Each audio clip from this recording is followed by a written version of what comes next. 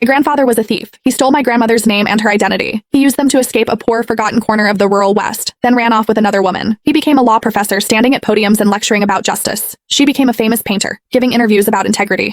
My grandmother spent her whole life trapped in that same dying farmland. Everyone called her an old maid. She never stopped waiting for him, not even on her deathbed. 50 years later, I clawed my way out of that godforsaken place on the strength of 2 generations, my grandmother and my mother.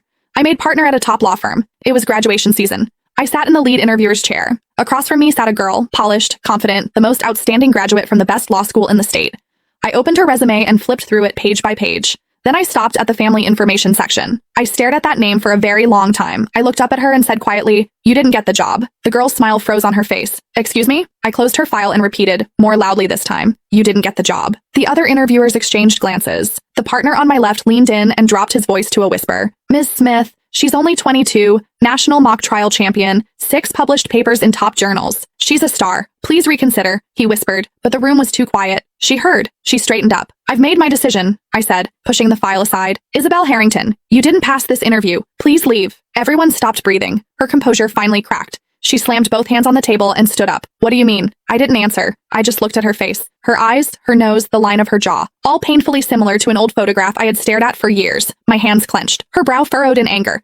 "Do you know who I am?" she demanded. "My grandfather is Professor Emeritus of Law at State University. My grandmother is a renowned painter, a lifelong academician of the National Academy of Fine Arts. Both my parents were federal judges. Everyone in the legal world knows their names. I graduated first in my class from the best law school in the country." With every sentence, her confidence grew. "Tell me," she said, nearly looking down at me now, "what exactly am I missing?" "Grades are only one factor," I said, keeping my voice calm. "In this profession, I also care about character and a clean disciplinary record. As for your family, they don't give you any extra credit here. Please leave." She stiffened. This was probably the first time anyone had ever rejected her so publicly. Her face flushed red. "You're maliciously targeting me." She snatched her papers and jabbed a finger at me. "Evelyn Smith, right? Just wait.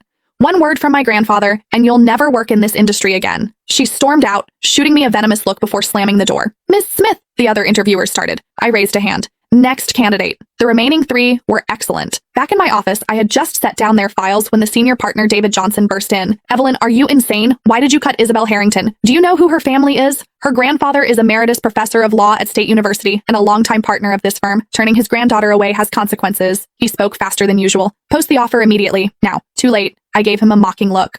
"I've already returned her file." His face went blank. Then his phone rang. One glance at the caller ID changed his expression. He walked out without another word, throwing me a look that said, "You have just started a war." I wasn't afraid. I had waited too long for this day. I finished reviewing the other candidates' files. The door opened. David Johnson walked back in, slightly hunched, escorting an elderly woman. "Miss Smith, this is Isabel's grandmother, Mrs. Harrington."